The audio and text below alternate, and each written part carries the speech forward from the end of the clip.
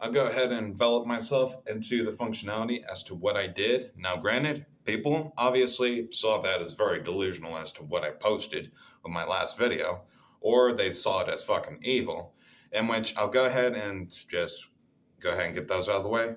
As for the delusional aspect of being called, me delusional, is that you would have to literally condemn yourself for every fucking prayer that you say to whoever is listening. Like, for instance, if you're having a bad day and you're saying, "Oh God, please give me a good day," already that's fucking delusional because you're placing your control into external hands. Now, granted, what I did was an invitation of internal. See, here's the thing about what I did in my ritual is that whenever it comes to us, people, humans, and everything that's living per se, we can act as portals. And the whole point of me and that door in which I opened, that door was within myself. Now, the materials in which I specified in my other video are actually anchoring points in order to draw that energy down. That way it keeps it there.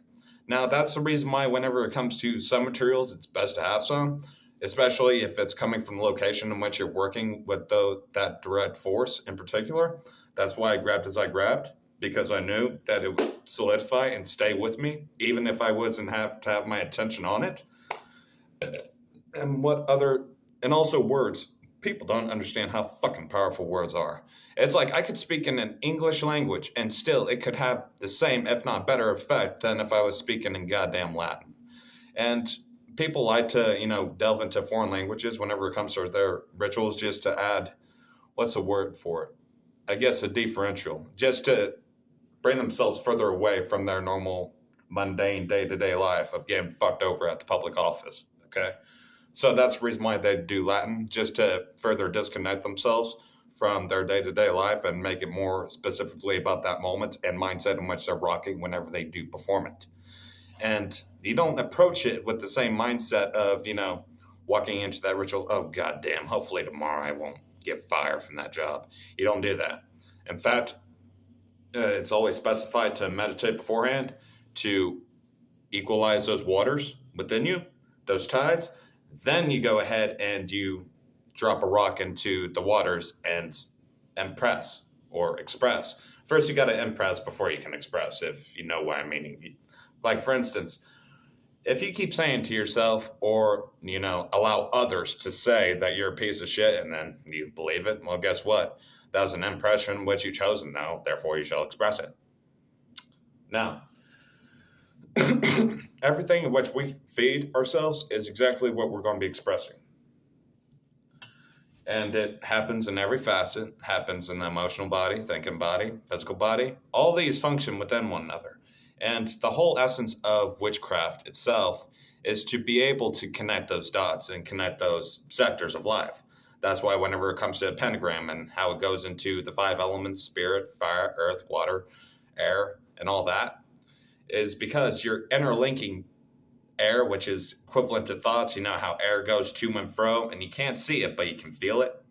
Well, that's also another indicator as well. And water represents emotions. Earth represents concretions, doing, especially within the spirit of which you have invited, because you need an external output. You need a way to express it.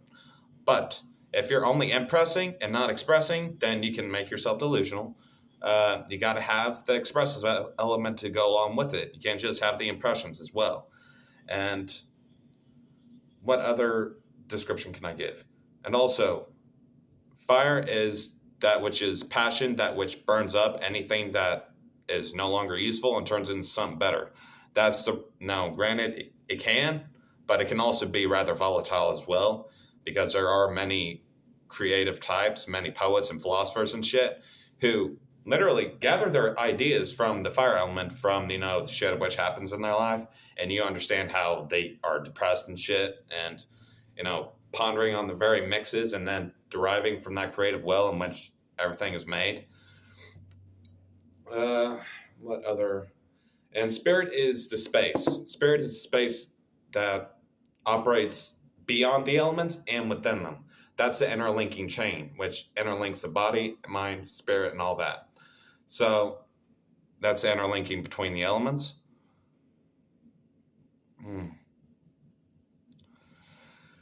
And I'll go ahead and get into a different point now.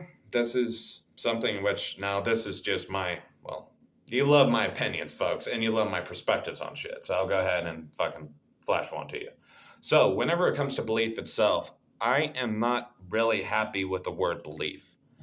And the reason why is because you don't need to believe that God exists if God exists. If God exists, then God doesn't need you to believe in God in order for God to be God. You can't do that. And besides, why the fuck would God care if you do believe in God or not? It doesn't matter.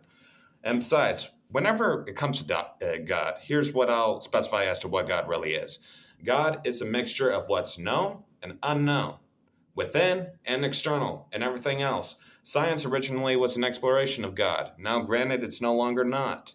Now it's pretty much the ability of application of what's been found out and what's later to be found out. Now, that's pretty much exactly the way that science has been going, instead of being, experimental with the ideas of, finding the origination of which everything originates. It's more so come to application and statistics. But granted, obviously, with the time frames of which are reflected now we're starting to see fucking spirituality and science come together a little bit. And it's taking some goddamn time because AI is showing up first. Fucking hurrah. Then we're going to be going ahead and discussing further into belief. Is that whenever it goes to your vision of what you have right now, and here's the thing about our dreams, is that our dreams change. People think that whenever we have a dream that it always stays the same. No, it always changes. For instance, you achieve one part of the dream, right? But then there's another part that's not showing, but then you have a different vision as to what you're wanting to be, because whenever you're really going into yourself, you're going to realize that you change quite frequently. And we all do change, even if it's only on the physical measures alone. But whenever it comes to every other aspect, that's usually dependent upon us. And that's going to really reflect upon the physical body as well. As you can tell, whenever it comes to me, I look fucking fabulous compared to goddamn 3 years ago, if you've ever went that far on my goddamn Facebook at the bottom line. But as for the delusional aspect of it, I think honestly, it was kind of funny posting that, and then fucking motherfuckers are like, okay, this guy has gone fucking full on Looney Tunes, and it's like, well, guess what? I admit it. The only difference is you don't, cunt.